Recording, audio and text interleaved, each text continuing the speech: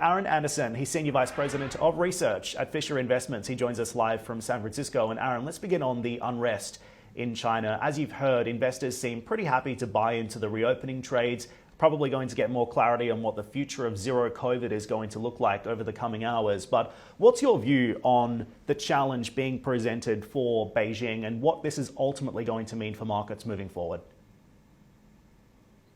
Yeah, well, nice to speak with you, Dan. I think what these protests represent is the fact that there's just been a lot of difficulty. It's been very hard on people in China with the lockdowns. It's been hard on the economy. You're seeing the impacts there.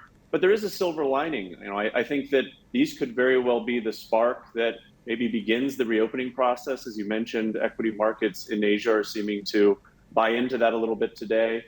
And I also think it shows that, coming out of the Party Congress, there were big concerns that maybe Xi Jinping did not have the proper checks and balances in place. And I think this shows you that the population itself can provide some checks and balances. So these types of protests, as you well know, are very unusual in China. And the fact that citizens are willing to make their voices heard, I think shows that there are still some political considerations that still have to be top of mind for Xi Jinping and his administration. Indeed, a very fine line for him to be walking. Aaron, do you want to buy into this momentum or stay on the sidelines for now until we get more clarity on exactly what the policy is going to look like? Now I think is the time to be looking ahead, not just the next month or few months to the next year or so. And we do see a much brighter future for equities over that type of a time frame. I think equity markets have dealt with quite a bit here in 2022. COVID lockdowns have been just one of many bricks in the wall of worry that have weighed on markets so far this year, but are also exactly what equities tend to climb as we move into a new bull market. I think gradually we'll start to move away from some of the fears about geopolitics, about spiking resource prices, which have already largely subsided, especially in the energy space. We still are dealing with some of these COVID lockdowns. We're still dealing with high inflation rates and worries about central bankers. But I think eventually investors will start to move past that as well. And so it's not to say there couldn't be some more volatility ahead, as you saw yesterday and today. Still, these are market moving events. But I think focusing on a slightly longer time frame, I think we've got a lot of worry baked into equity markets already. I think there's significant room for upside surprise with how well the global economy handles this period and weathers it. And ultimately, I think that upside surprise can be a positive force driving equity markets higher in the year ahead. Just to add to that, I think even if we did see some kind of upside surprise, so much of the market narrative, so much of the momentum ultimately comes back to what we see the Fed doing next month and into 2023. Investors also counting down to the jobs report being released on Friday. Is it going to confirm this hawkish tilt that we've heard from the Fed over the last few days, or are we going to see this long time coming pivot that everyone seems to be talking about? I think it's a great point, Dan. I think of all the worries that are out there, some of which I cited, certainly inflation and Fed policy is top of mind for most investors and seems to have the most market moving impact.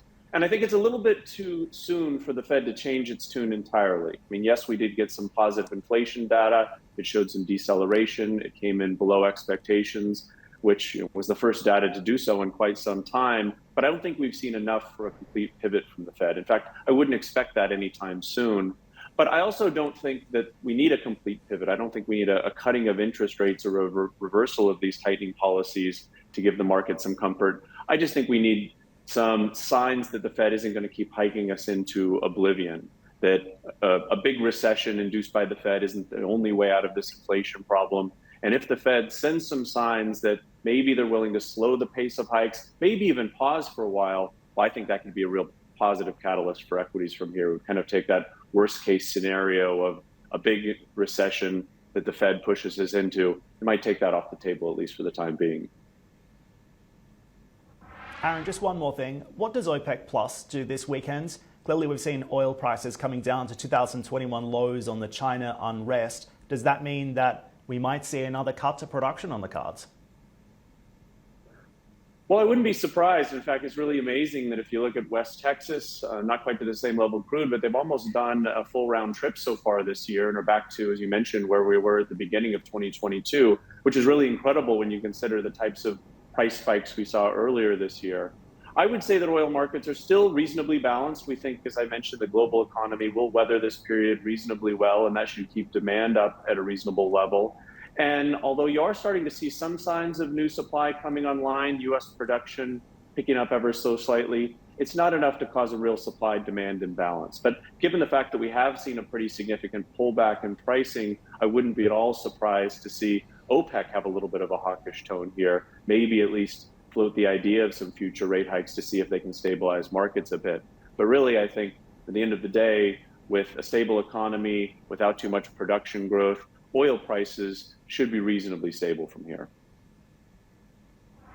Okay, we watch, we wait. Aaron, really appreciate you staying up late for us. Thanks again. That's Aaron Addison from Fisher Investments live in San Francisco.